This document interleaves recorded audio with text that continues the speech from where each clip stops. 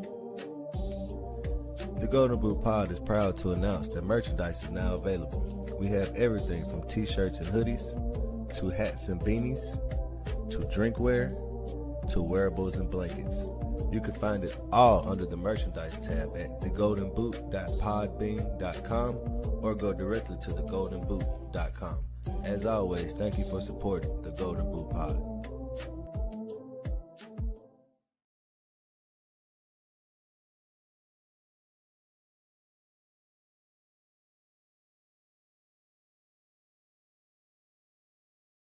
The views and opinions expressed in the Golden Boot podcast are those of the speaker and do not necessarily reflect the views or positions of the Golden Boot podcast as a whole.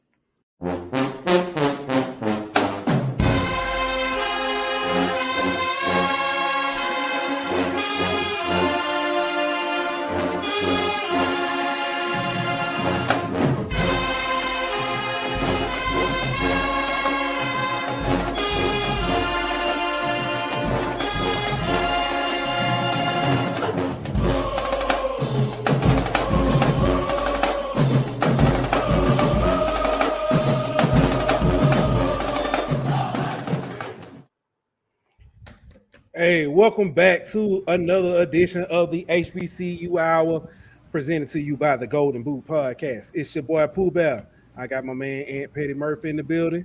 Got my man Daniel D. Williams in the building. And first off, good evening, everybody. How we doing on this fine Thursday evening? I'm good, man. How y'all doing? Man, I'm good. Ready for the weekend. We almost all the way back. We got college football has started, high school football been in full effect, and NFL is starting tonight.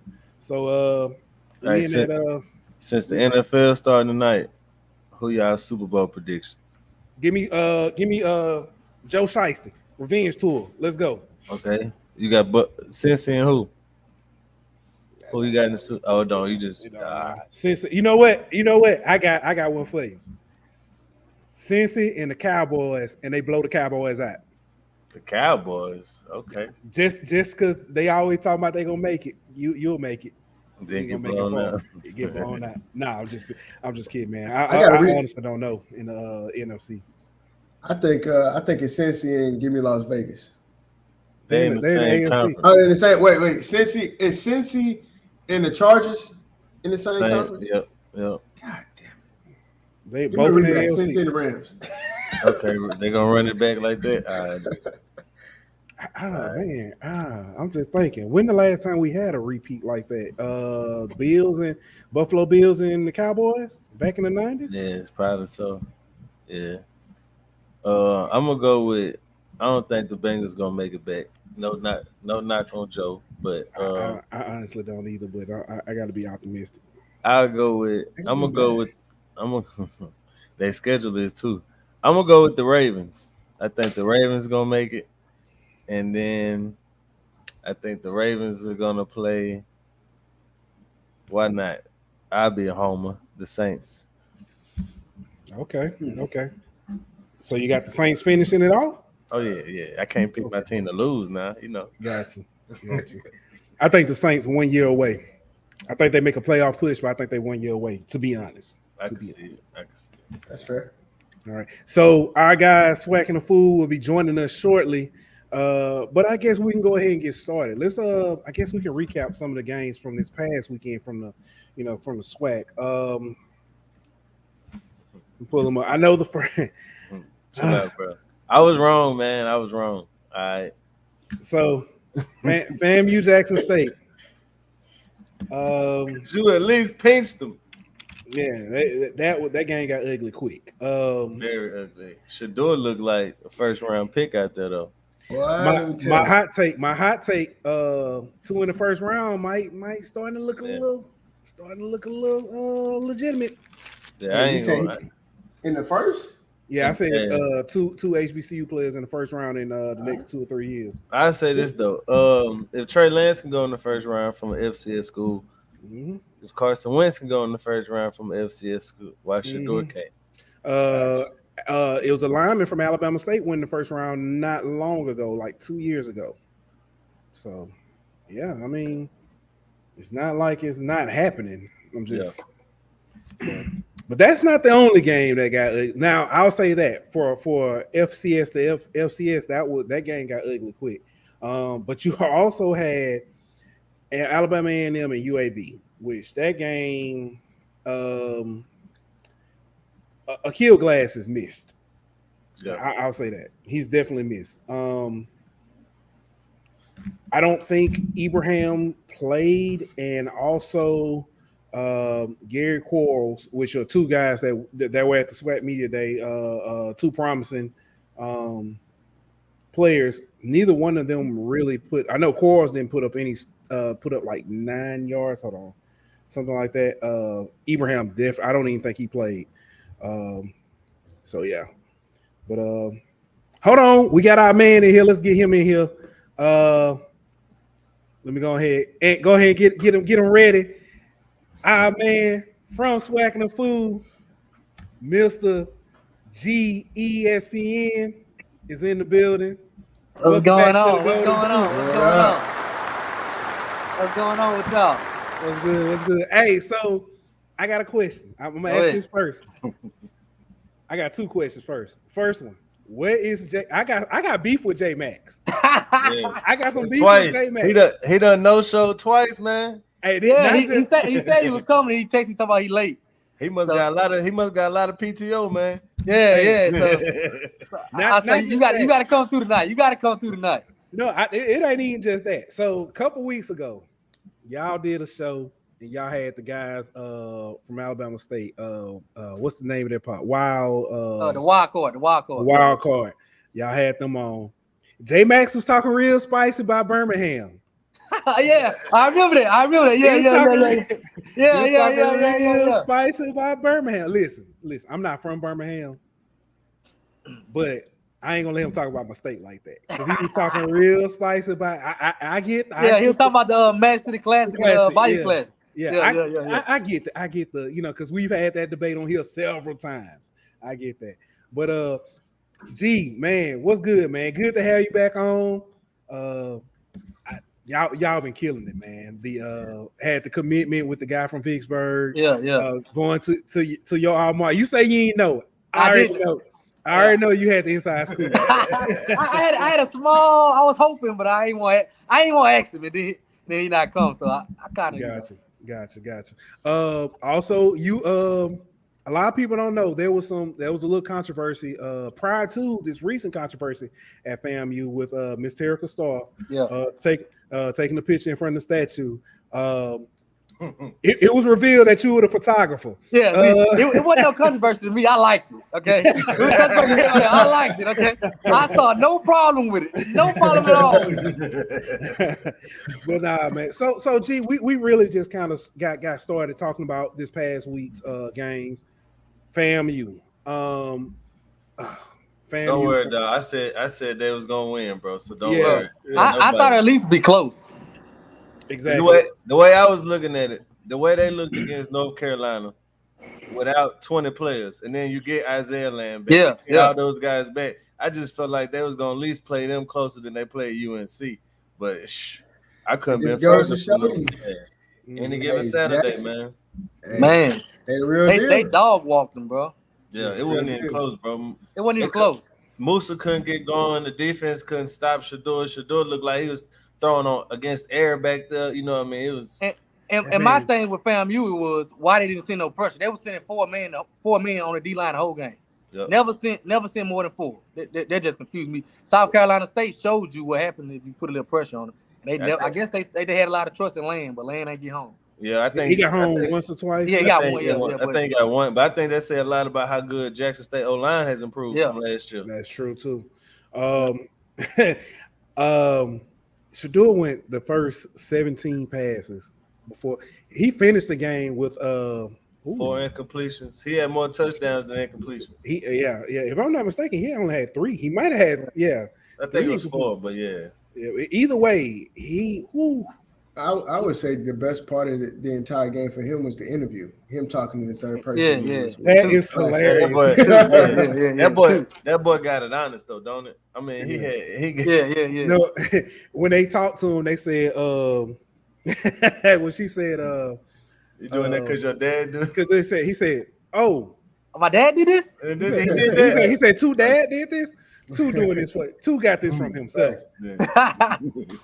Cracking up, man. But other games, we talked about Alabama A&M, 59-0 against. I wasn't expecting that one either. I wouldn't. I was expecting, because we'll get into this when we talk about Southern LSU. I wasn't expecting them to necessarily compete, but I expected the game to, them put points on the board, have a nice little showing. Something like Bethune-Cookman and Miami. Yeah. Now, the score was 70-13, but Bethune-Cookman moved the ball. They I think the most surprising showed some life. The most surprising thing about that game to me was the man I expected to have a monster game really didn't. I think he had one catch, maybe. Yeah, that's it. Kamar Avery. Yeah, I was expecting that to be his money game. Go show the scouts what you could do against big time competition. And he really. I don't know if that's credit to Miami for kind of shutting him out, or if that's just Bethune kind of got. But like we said earlier, Bethune got more weapons than they had last year, so maybe they got more guys to spread it around to. Yeah. And that quarterback Jalen Jones looked decent too. He looked pretty decent. He had one catch for -3 yards. Now on the team now, there was some guys who did have some pretty big plays, because you had Dylan Lee or Dylon Lee. Had 5 catches, 83 yards. Marcus Riley had 2 catches for 68. Darryl Powell Jr. had 2 catches for 56, and then Quayshawn Bird had 2 catches for 34 yards and a touchdown. So, there were some people who ate. And maybe he did draw the attention away. I don't know. I'll say that. But I'm trying to see who else. We can go ahead and talk about Grambling, bro. Because they right along there with UAB and Alabama A&M. Yeah, Grambling, Arkansas State. I expected them to show a little bit more life. And, they had more penalty yards than they had overall total yards. That score was 58-3. I say this. I expected more from the offense, bro. Now, I didn't expect them to necessarily win or score a whole bunch of points, but be able to move the ball. Yeah, I know. Hawkins got hurt. Quatarius Hawkins got hurt kind of early in the game, so they had to go to their second string quarterback. But even when Hawkins was in the game, they just really didn't have any life on offense. Our man Blake from AYS says Jackson State clapped, and he said, "Finish that sentence." That sentence ends with them cheeks. Yeah. They definitely clapped. Now, a game that was pretty good. Some teams that have shown up. Arkansas Pine Bluff, 48-42 over Lane College. That running back had a day, bro. Yeah, he went off. He went over 200 yards rushing. I think they just rode him to the dub and pause. Yeah, pause. But but hey, I think UAPB might shock some people this year if their offense can look like they did Saturday. Mm-hmm. Only thing that scared me was the defense. Yeah. Let me ask you. I know we already passed Grambling, but I mean, do we need to worry about Grambling? Yes. I'm gonna say. I told y'all that. I told y'all that. I think so. In the spring game, we talked about their offense looked like it was devoid of life. It's quarterback play, bro. It's quarterback play. Yep. I'm gonna say this, and it's going to be a thorn in their side. People are going to say, the first thing people are going to say, maybe they should have stole with Art Browse. I don't think it matters. I don't think it matters if you don't have a quarterback. I get it, and I agree. It doesn't matter if you don't have a quarterback, bro. I agree. It doesn't, and you're right. If they don't have a quarterback, it doesn't matter. But that's the first thing that's going to come to people's mind, though. I don't. Okay, maybe nationally, that's the first thing that's going to come to people's mind. But around here, the first thing that's going to come to people's mind is why is Noah at Southern. That's the first thing that's going to come to people's mind. They should have kept Noah. I'm just being honest. And then especially whenever you kind of burn a bridge with one of your best, most famous alumni who coached Noah in high school, that's going to kind of be what everybody points to. Because like I say, they have questions at quarterback. Hawkins is at home. He from right up the road in Bastrop. He a good kid. I wish him the best, but I just don't know if he would be starting if Noah was here. Yeah. So for those of you, we did talk about the NFL game is on. Buffalo is already up 7-0 with 9 minutes in the. Hey, what channel was that on, Pooh? That is on. It's on NBC. Yeah. Okay. Yeah. Prairie View and Texas Southern. Prairie View came out and dropped 40 to 23 on Texas Southern. Southern. On them boys. That's another one that shocked me and lost me some money. Missed my parlay here. That's another one. That's another one. I had Andrew Body going off because they gave Prairie View they gave Texas Southern 13 points. They gave them 13 points and they still couldn't do nothing with it. Yeah, I would have took that too, bro. I ain't gonna lie to you. But I think so. What you think? You think that Prairie View gonna be better than we thought, or Texas Southern gonna be a little worse than we thought? It's kind of hard to tell because that game it rained 90% of the game. So like Prairie View threw the ball 5 times. 2 of them was okay. So 2 of them was interceptions. TSU couldn't really open it up like they wanted to. Yeah. Speaking of Body was 7 of 17, 53 yards in a pick. Yeah, can't. He couldn't really open it up. Like I get what you're saying. We had the jury's still out on them too. Yeah. Now, G, let me ask you now. This score, they on the wrong side of this score, but they look good as far as the score is concerned. 31-27. Your guys at Alcorn. You let them off the hook. Let them off the hook. We had them. We beat them up and down the field, bro. The coach who used to be for the Arizona, they are who we thought they were. They are Dennis Green. Dennis Green. R.I.P. Dennis Green. Now I'll tell you another game that started off, and it's a school that has. I know for me and Ant, we talked about this. They shocked us. Alabama State. Yes.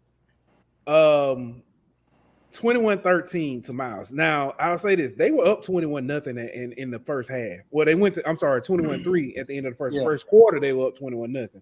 They started that thing off clapping cheeks like Jack. They came out hot. And then they just let their foot out the gas. But the whole third quarter was play, turnover. Other team get the ball, play, turnover. It was nobody wanted play, turnover. It was giving nobody. And it was just. But the thing about Alabama State to me is kind of what we was talking about with Grambling.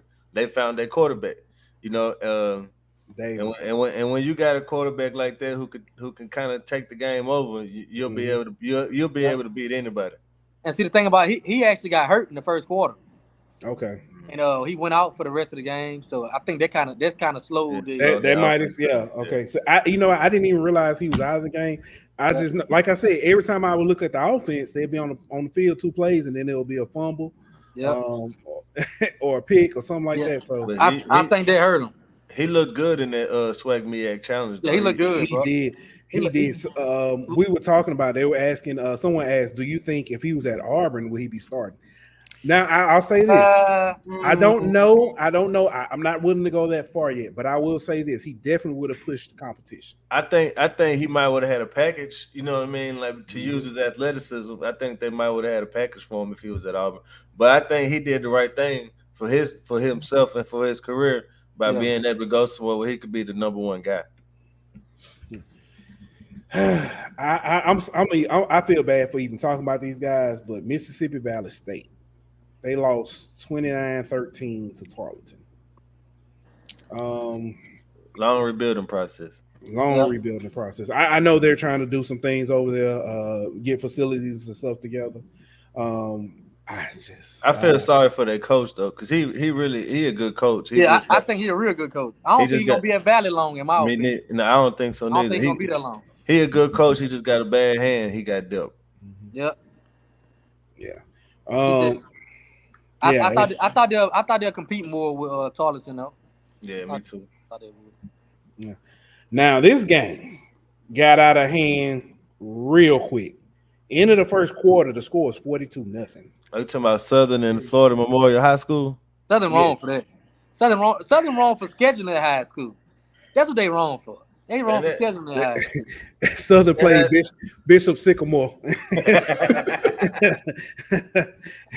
They definitely Oh man, that's wild. I remember seeing this score pop up, and I was like, it's something wrong. You know how every now and then ESPN pop something up there. There's something wrong with that, and I refreshed it, and they scored again. And I was like, something wrong with this, I saw it on Twitter, and I was like, nah, hold up, something. So I went and I Googled who they was playing, Florida Memorial, and I went and I saw 1,300 students, and I was like, it makes sense. It's only their second year with a football program. Exactly. They playing the intramural squad. Yeah, they really playing a team full of sophomores. Second highest score in their school history. No, crazy. Third highest. They put 100 up on somebody in like 1930 or something, like way back then. Mm-hmm. Then they put in the 60s, they beat somebody 98-0 or something like that. Ooh, yeah.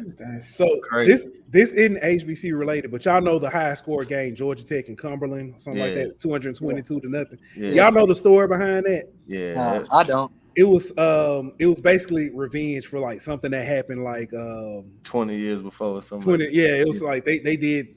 Somebody was upset and they were like, okay. I got you. And the team that was playing only had like 30 players though, or something like that. It was something like they was way mismatched and they just kept running it. Which is funny because literally back then all they did was run. So yeah. Yeah, but you know how bad, you know how many yards you got to give up to get beat 222-0? You got to basically not try. You got to give up. You got to basically quit. I don't know if I could get 222 points playing against air. You know what I mean? I probably dropped the ball a few times, man. I'm gonna be honest with you. I have set the timer on NCAA to 10-15 minutes a quarter or something like that, and I still couldn't score that much. No, you can play it on freshman mode with 30-minute quarters, and you ain't doing that, bro. Yeah. Let me ask you a question. So we talked about Grambling situation with them. Offense couldn't get going. They were playing, it was Arkansas State, so a little bit stiffer competition, but they really couldn't get anything going. We talked about offense, quarterback. Let me ask you a question. We have an idea for them. What about FAMU? Because FAMU came out again. North Carolina, they came out and looked good. I jokingly said, "Is Jackson State better than North Carolina?"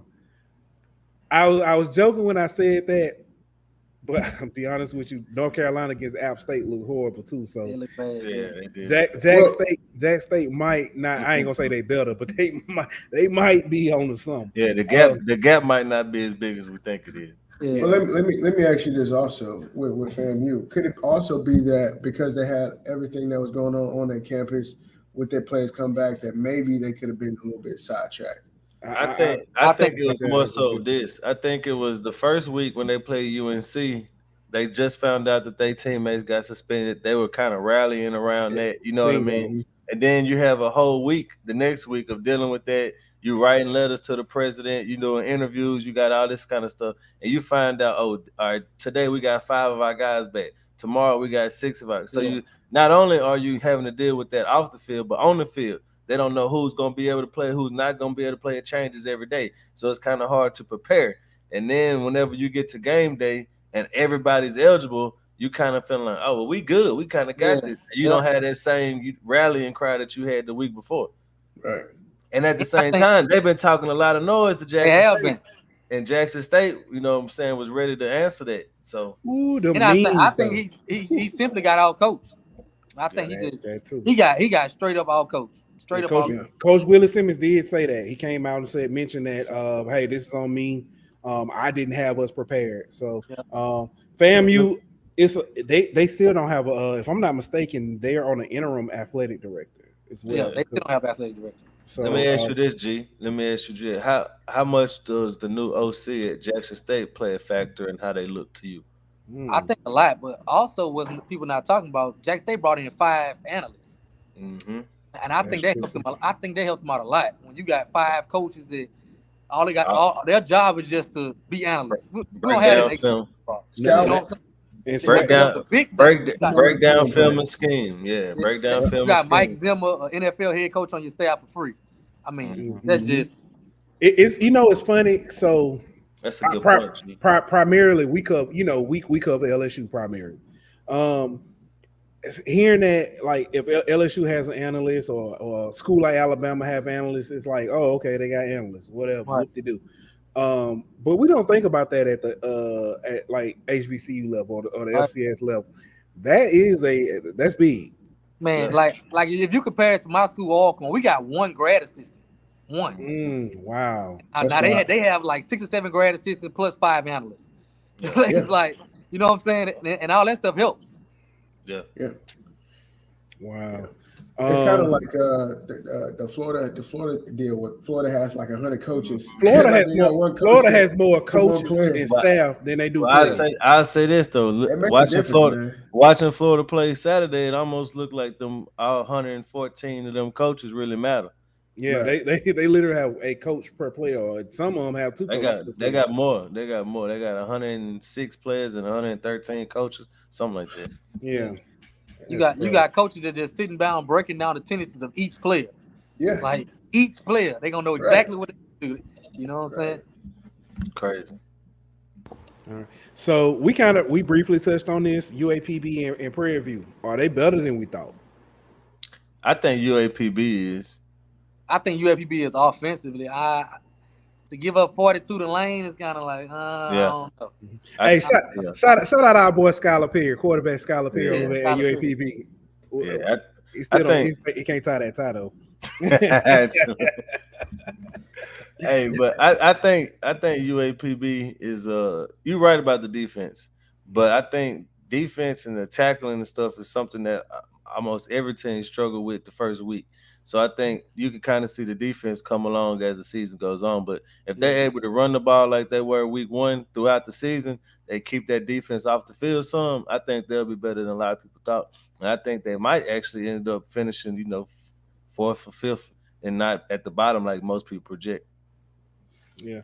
So let me ask you this. I said I have on here MVPs of the week, but we have some schools like FAMU and Alabama State that have had 2 weeks. So I guess we can kind of factor that in a little bit. But who are some of your MVPs so far in the first after week 1 of the league play? Well, not league play, but I think you got to go with Shador.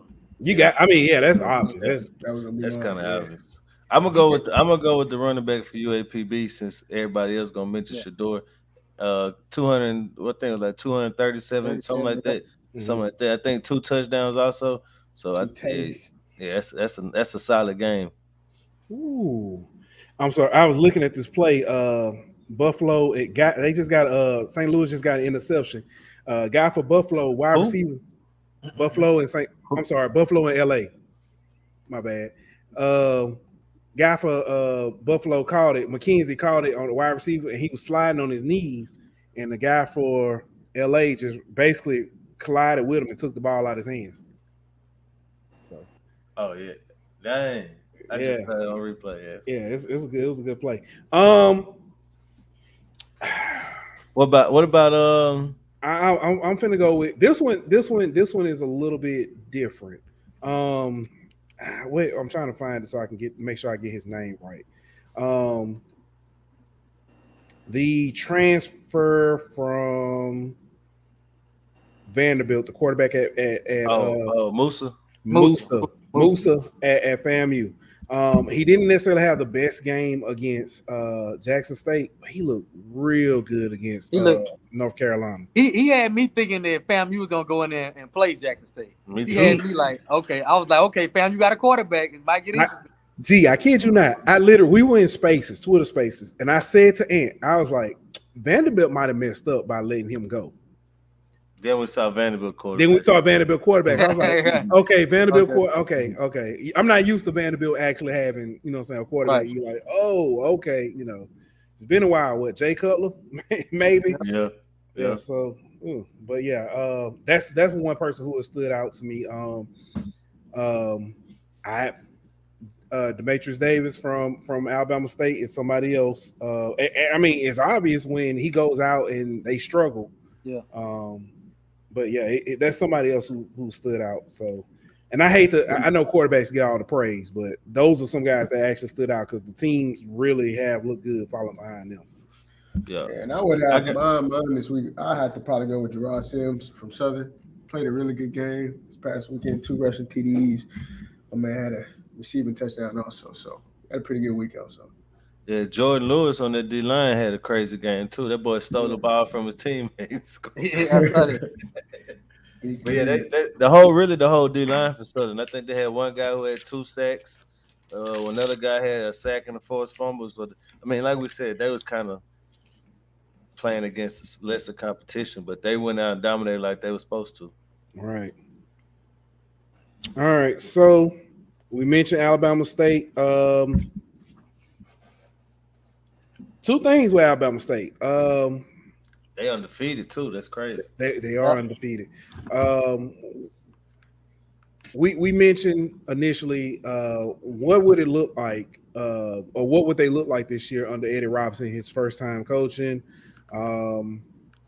Would they take his attitude? So far, it looks like they have. Can they compete for the East? I mean, I ain't necessarily say win it. I say this. I think they can be on the same level as FAMU. And I thought FAMU this year or FAMU last year? No, hold on. Because honestly, I think all right, Jackson State is above everybody else. I think we can kind of all agree on that. That talent gap. They are literally they got everybody else. So I'm looking at it like who competing for the number 2 spot. You know what I mean, in the East. And I think that you got Alabama State, Alabama A&M, FAMU, kind of all bunched up right in there together. It's gonna be What you think, G? I think it's hard to tell because I really don't know what FAMU, if they're gonna shake back, bounce back, if they just got their heart snatched from them and just played bad and quit. I don't know what A&M gonna look like, so it's really hard to tell. I think it'll come down to that Match City Classic though. That's gonna be the one of that one. I think gonna be at least number 3. I'm trying to think when they. Yeah, I think that the Magic City is before the Gulf Coast Challenge. Jackson State and Alabama A&M. Speaking of classics, Dion had some comments. Did you see? I don't know if you saw Dion's comments. He said that HBCUs play too many classics and there's too much money being lost. Yeah. So we had a conversation about this before. We had Kevin Ball from Alabama A&M on.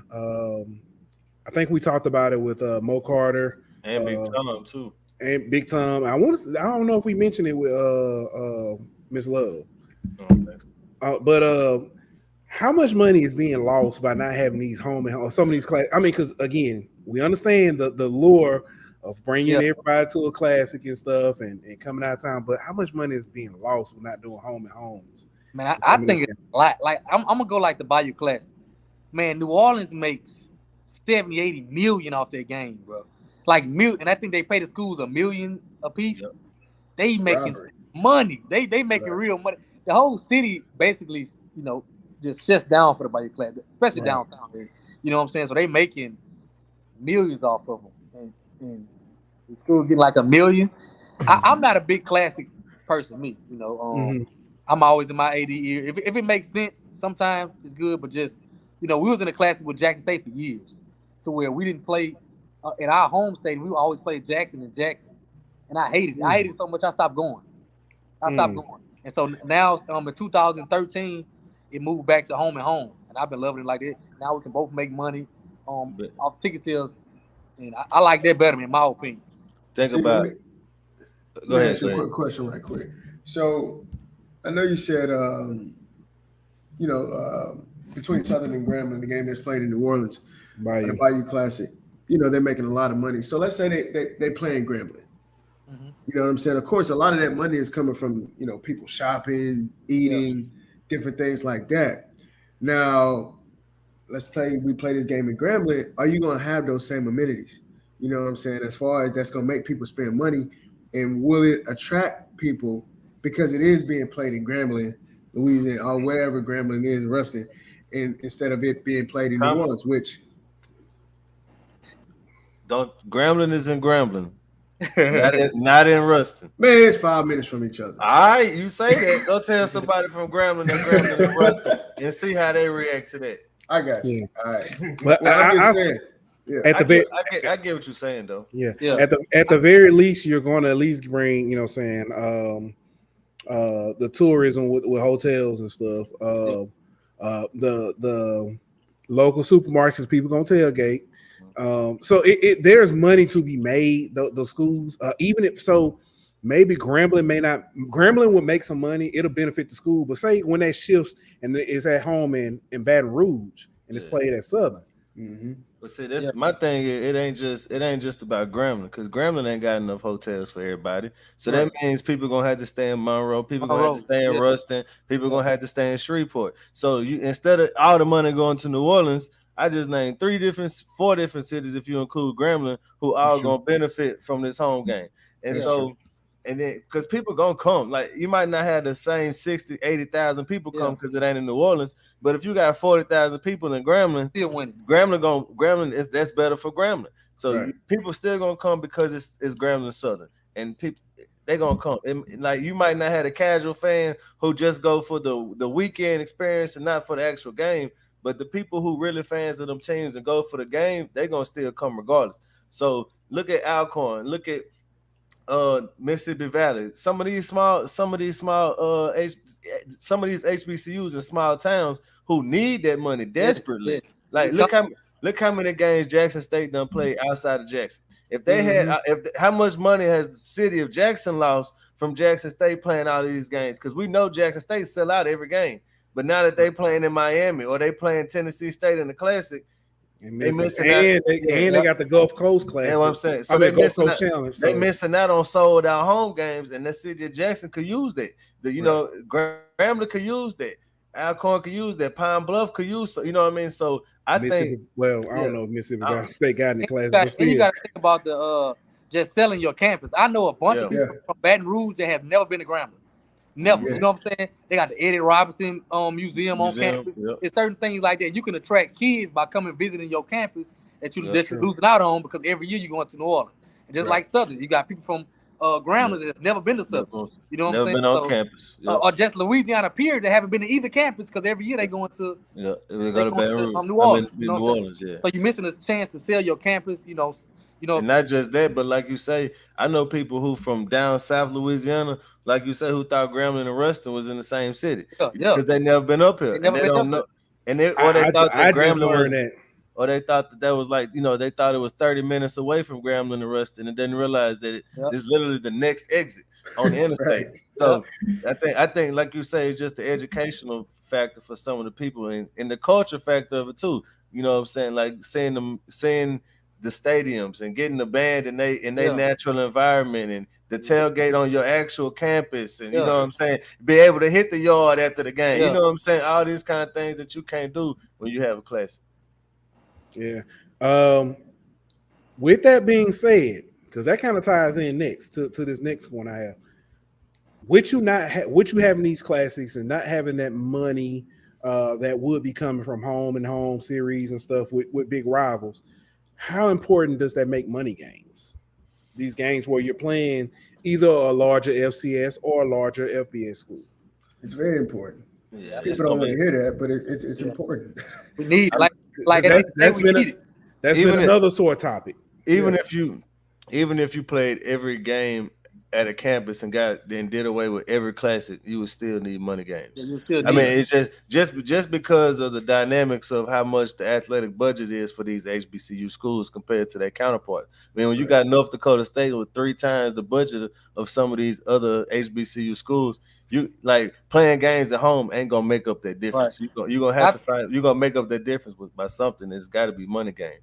You got athletic departments like our money games, they fund like our softball program that's non-revenue. Exactly. The whole athletic department. Right. Yeah. Like our baseball, soccer games, softball game are free because nobody goes. Wow. So we're making no money. We're making $0 off it. So our money gains from football are used to fund all those programs. Yeah. So not only are you making no money, you still got to go to games. You still got to spend travel. You still got to spend. Yep. So everyone to do with sports is in the red. So. How do you operate in the black? The football got to make the money. So football got to go play LSU, or football got to go play Arkansas State, or whatever the case may be. And honestly, they not getting the money that schools like Arkansas State and ULM Yeah. get for their money games. Yeah. Like Right. LSU paying Southern what $750,000, I think, something like that. You know, Yeah, they be paying ULM $2 million. You know what I'm Yeah. so or they be so even in the money games, the HBCUs are getting, you know, the short end of the stick. Yeah. So And we took a contract. Now it got canceled because of COVID. But in Ole Miss, 2020, we were supposed to go to Auburn. Guess how much they was giving us? $400,000 to go to Auburn. Yeah, you know what I'm saying? Yeah. 400. So I told my son, I was like, man, that sounds good to me. Y'all going across town to get 750. We was going to Auburn and we was getting 400. Yeah. Now in Southern case, it is a little different because they don't have the travel prices and, you know, expenses and all that. But still, ULM ain't got that much more travel. Yeah, ULM and Grambling. ULM, what? All right, Tech and Grambling traveling the same distance to LSU. Why is Tech getting twice as much? Right. Let me ask you a question on this too. The fact that this LSU versus Southern game is completely sold out, and not only you got people that's just gonna be outside the stadium just tailgating. Just tailgating. And you telling me they only getting $750? Yeah. Like so what? Hold on. Now with that's strictly athletic. That's not the band gets a separate fund too. Am I correct? I don't know about that. And I don't know if that's their percentage of ticket sales included or if that's just how much the check is that they get for coming. But I know that they getting 750, and even still, that's not a lot, bro. Yeah, no, it's not. It's not.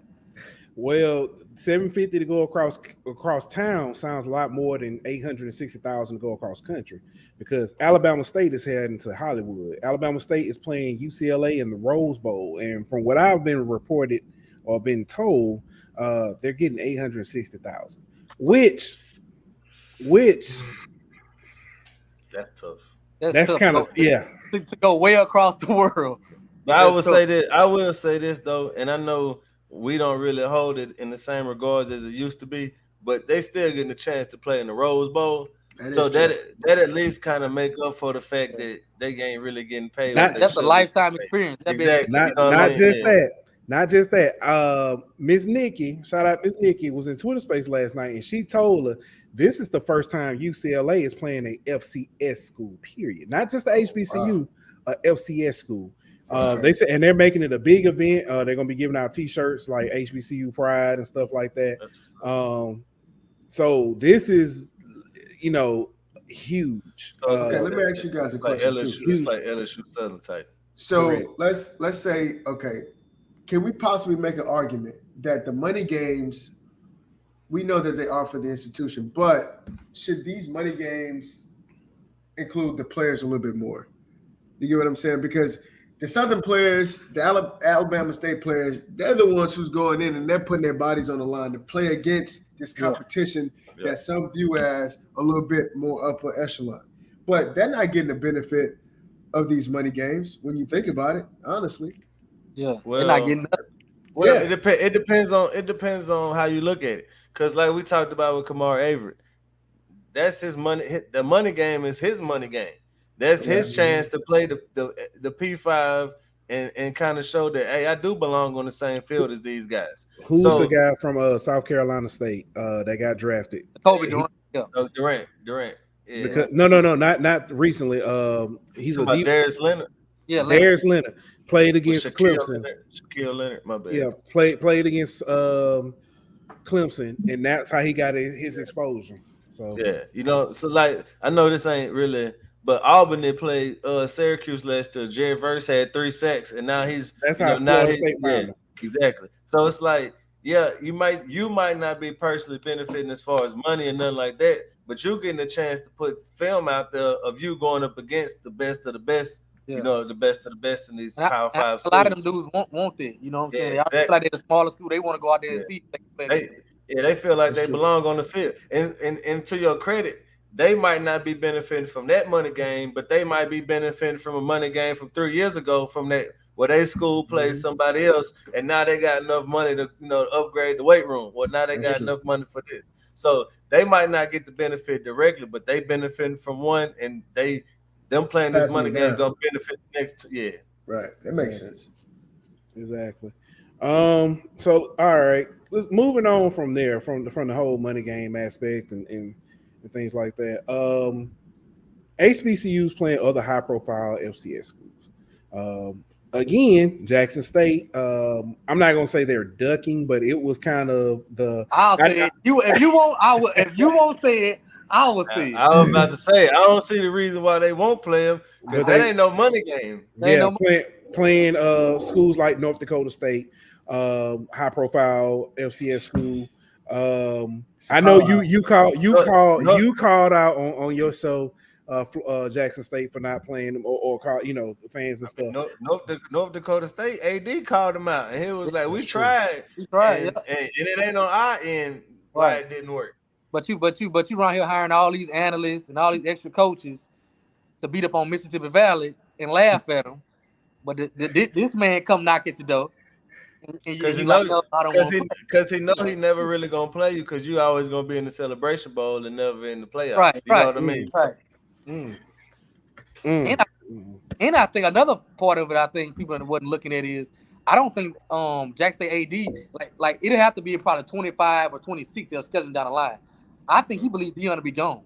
So I don't want to schedule that game. I don't want to schedule that game. Now we're not Jackson State anymore, and now we really getting back. You know what I'm saying? That's a very bad. That's a good one. That's a good one. But let's look at I want to look at preview this upcoming week. Some of the games we got. Hold on, before you do that, can I say this? Salute to you and your alma mater, G, because y'all wasn't scared to play one of the FCS big dogs. You know what I mean? So Stephen F. Yes. They might not have the same name, power that North Dakota State has, but they FCS power. Yeah, they're top 10. I just want to say, if I'm not mistaken, Stephen F. Austin is usually in the playoffs. Usually in the Final Four usually almost every year. So we should have beat them. I mean, we literally dominated them, bro. We ran for almost 300 yards on them. Man, I watched the show and you said the punter was the reason. Punter was eligible, bro. He was in. So we doing the same thing that Isaiah Land doing this week. We waiting to see if we gonna be able to play Saturday. Like it just. Yeah, he said. I think you said every time y'all shank the punt, they scored pretty much. Yeah, they couldn't drive it. We punted the ball for 8 yards, 12 yards, and 30 yards, and those were their touchdowns. Wow, that's hurt. It's inside their territory. They never drove the field on them. That hurt, bro. That hurt. You talking to some guys who know that special teams can lose you the game. Yeah. That's all I'm gonna say. That's that hurt, bro. I was sick. We feel your pain, dog. We feel your pain. Yeah. G, so before I get to that, G, let me a little bit about you because I know we've had you on. You're originally from Louisiana, right? But Baton Rouge. But you grew up, I mean, because you have family in Mississippi. Because I heard you talk about being in Vicksburg and spending that time there, and that's kind of how you ended up at Alcorn. Yeah. Right? Yeah. Okay. Yep. So, because I know a lot of people like, Yeah, I grew up 5 minutes from Southern Campus. Like literally 5 minutes from Southern Campus. My mama, sister, and brother went to Southern. My daddy went to Alcorn. So, yeah. Hey, but G, man, you heard of Emmanuel Arsenal? Yeah, Arsenal. That's one I. Yeah, big time receivers for. He's still playing right now in the CFL, doing some nice things, bro. Yeah, good guy from Ellick, man. Really, really good inspirational guy. Yeah. Shout out to Manny.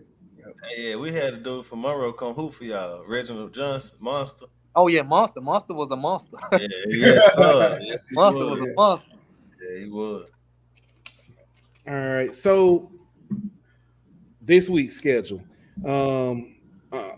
I'm not doing these in particular order. I am saving 2 games for the end, though. Arkansas Pine Bluff has playing North American University. Never heard of them. They don't even have an icon on ESPN. Yeah, I saw that. That's kind of that's Florida Memorial. It's feeling very Florida Memorialist to me. We got some money games. Texas Southern versus North Texas. Yeah. Prairie View versus Abilene Christian. Is that a money game? They may not be a money game. I think FCS, Abilene Christian FCS. Yeah, they may not be a money game, but Grambling Northwestern State. That ain't no money game. Nope.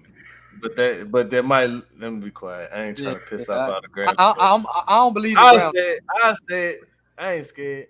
It might look like a money game. If Grambling don't get their quarterback position fixed, a lot of them like money game. I told y'all, bro. I ain't Grambling. I'm not high on Grambling, bro. When Noah left, that all my hopes for Grambling went out the window. Right. And from what I'm hearing, I don't know how true this is, but from what I'm hearing, he didn't voluntarily leave. Oh, yeah. We'll talk after the show. Yeah. We'll talk after the show. Yeah.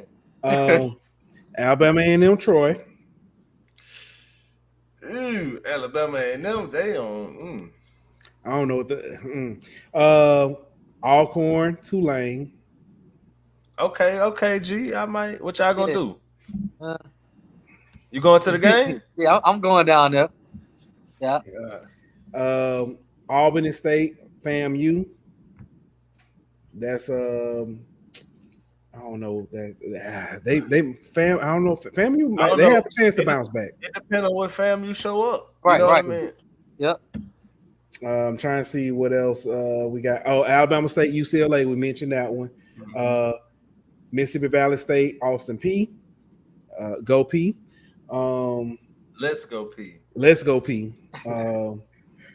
Then you got three of the big games for this weekend. Yeah, that's literally that one took me a second. I ain't lying. Hey, that's the name of their chant. That's what they be saying. Let's go P. Yeah. Then you got three games that high profile for different reasons. Okay, what we got? South Carolina State, Bethune-Cookman. Yeah. Another MEAC SWAC. Not necessarily a challenge, but Who you got? SWAC. What you got, G? Oof. I got Bethune. I got Bethune to pull an upset. I hope you're right, but I'm gonna go with South Carolina State.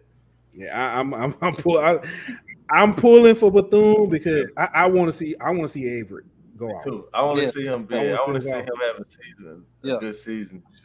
But I think if I'm gonna be real, South Carolina State gonna be there. South Carolina State, yeah.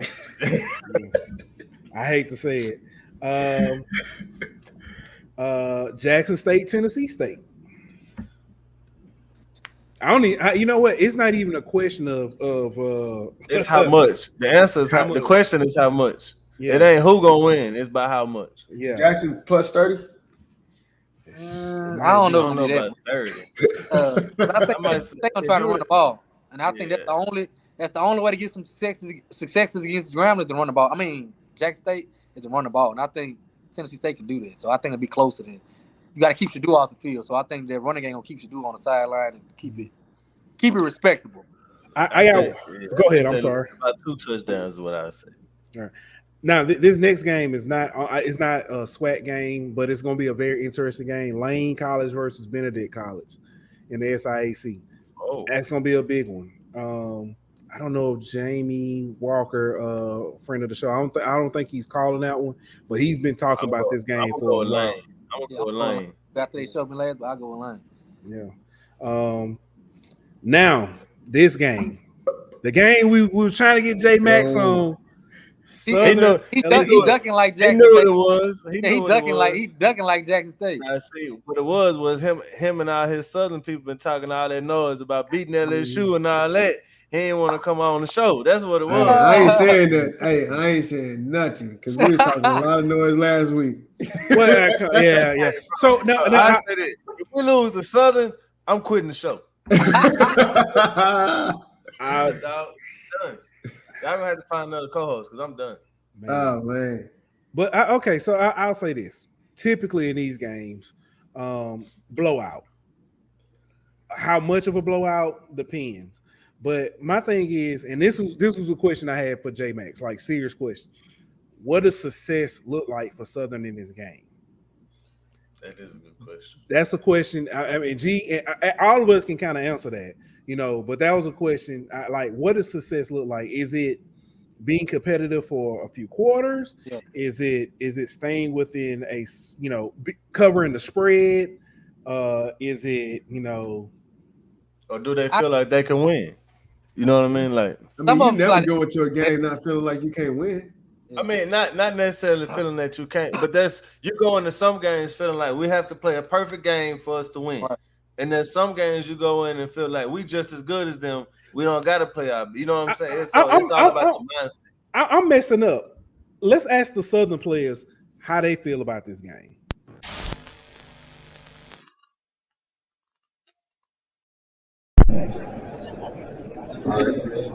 So what's y'all thoughts about playing LSU for the first time in Southern?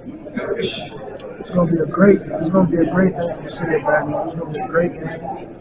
It's definitely exciting. It's playing inside the stadium under the lights. I think it's going to be extremely exciting. It's going to be extremely competitive for both sides. So I think it's something that, this will be really great for both sides, north side and south side of LSU. So having that opportunity to kind of bring those two communities together, I think it's something that's really I know that's hard to hear. I apologize for that. It was loud. It was loud in there. But basically, what they were saying, they were excited for the game. It was going to be big for the city. First time playing there. Bringing the north and the south sides together for Yeah, first time ever. Yeah. We actually talked to Coach Dooley too. Asked him about it. And actually talked to Coach Dooley about what it means to be back at Southern. So let me go ahead and run this too.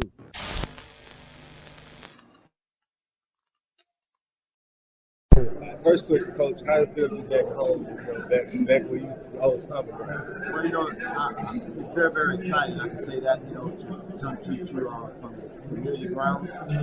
They not only to come to familiar ground, but guys to welcome you back. Individuals want you to be back.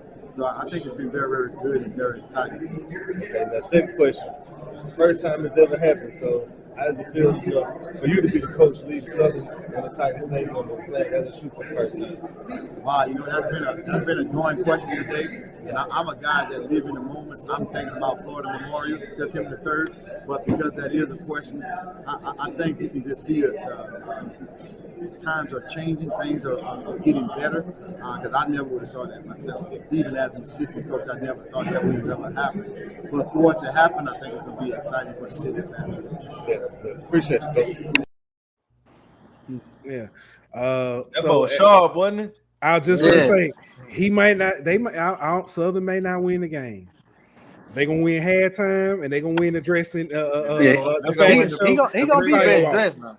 Oh yeah, he gonna make sure of that. Did you see him before Florida Memorial with the umbrella? Yeah, with the umbrella. Oh man, I said, he gonna be clean. I just want to know, at what level do you get to carry around the umbrella and it considered to be swag? You know what I mean? Like right. He was carrying that thing, and that was part of his outfit. Hey, I can see him now, Coach Dooley. You know what I'm saying? Why you got the umbrella?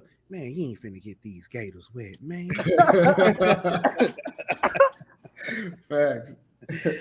But no, man. But back to the original question: what does success look like for them? I think if they can score 17.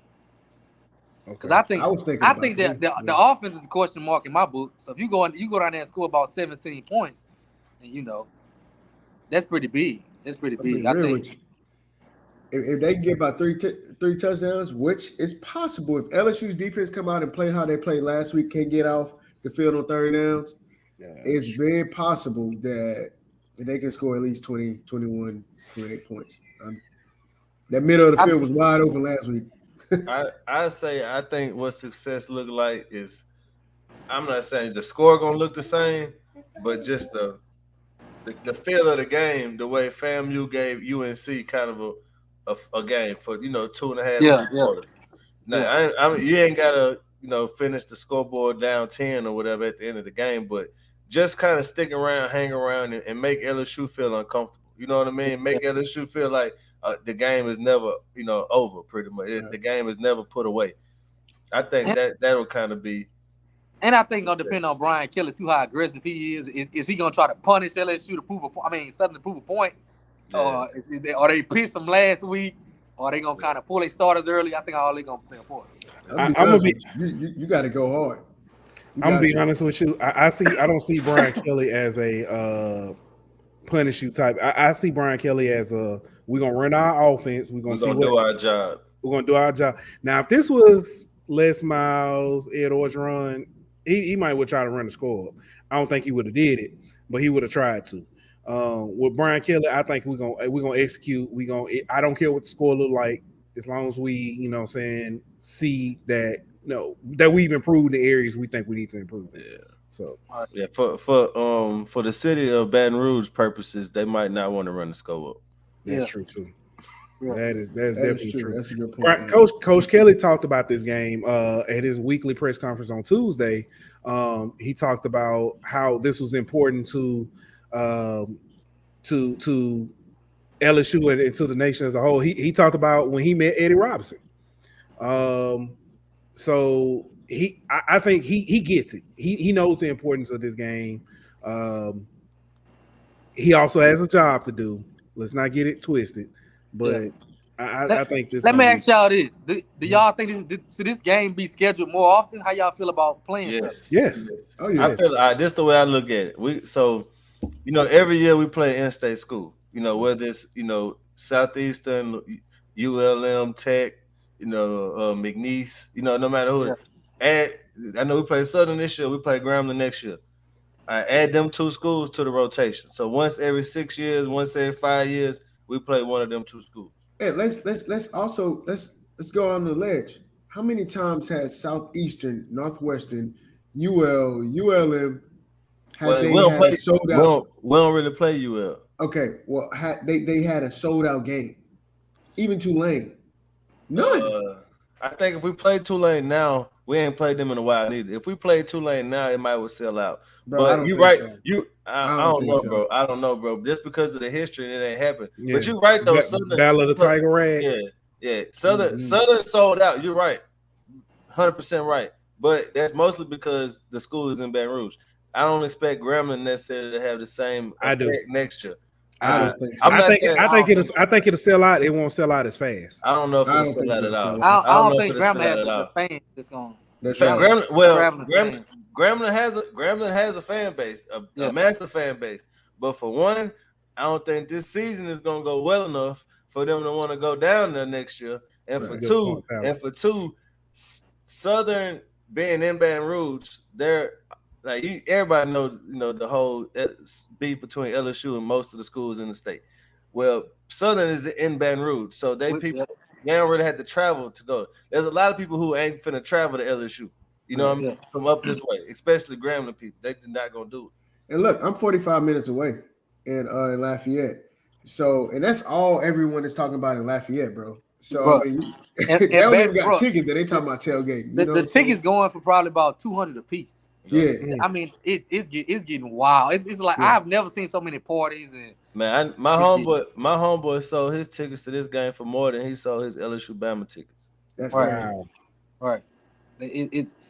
It's big, bro. It's big, and I think the crazy part is you got some Southern people who feel like they can come in and make some noise.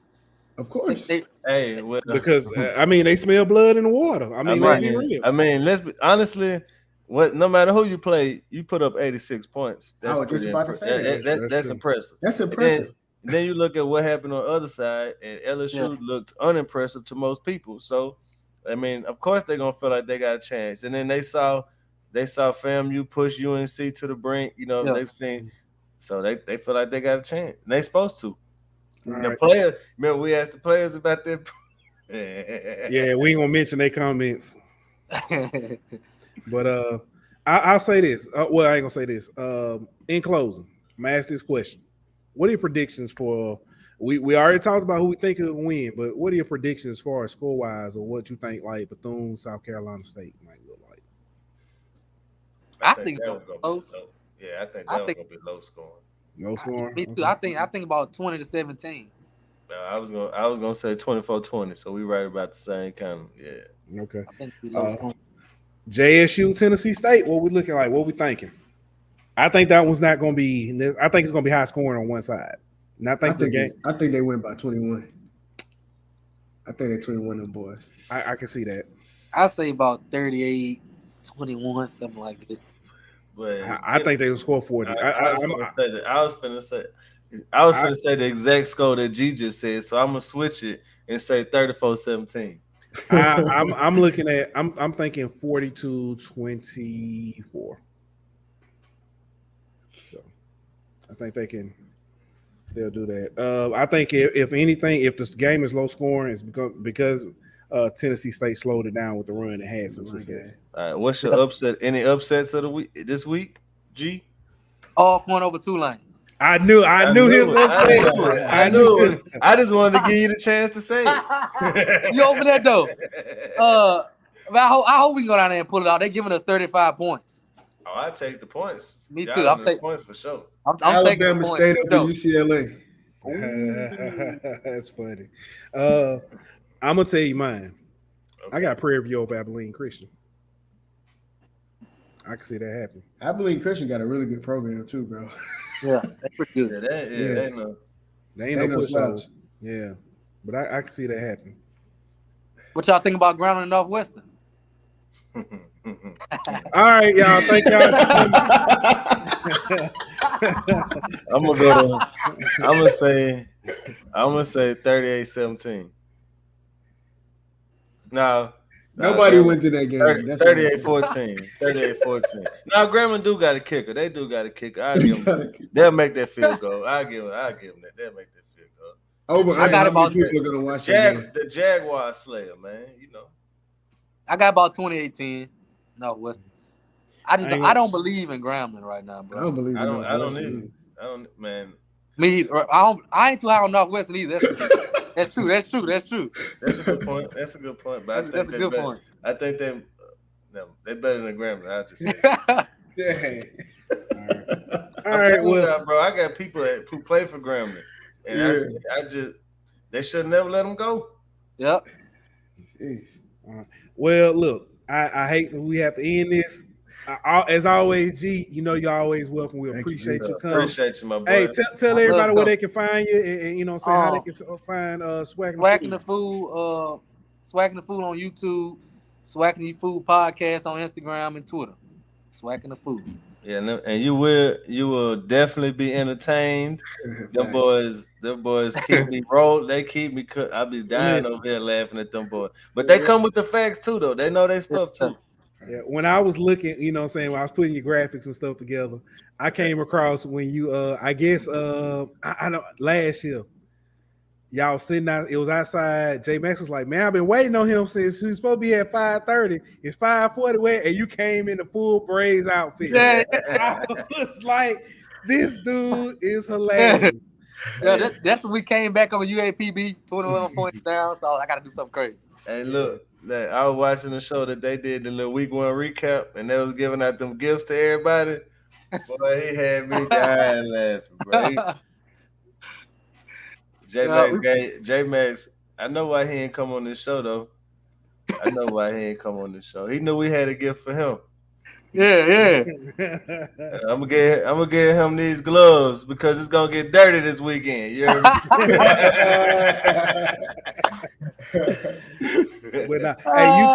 But you tell J Max, you know what I'm saying? I just want J Max. He ain't come to Birmingham for the SWAT media day. Yeah. J Max, I want you to know that G held it down for you and he ate all your helpings of the chicken that was there. Ooh. I ate enough for me and him. Yeah, exactly. So he held it down for you.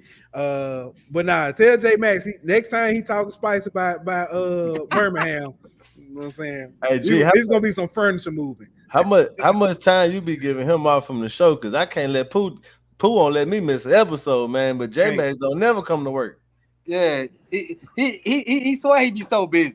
I think he be ducking. He be ducking a little bit. Nah, man. But hey, it's like I said, as always, it's good to have you on. You know what I'm saying? Appreciate you. You know, so appreciate your help and everything you've done for us. And hey, you know, ladies and gentlemen, that's it. I'm gonna take them braids and the points. Y'all better not let me down, man. We got you. Let's do it. Let's go. All right. Well, ladies and gentlemen, that is the HBCU Hour. And like that, we're out.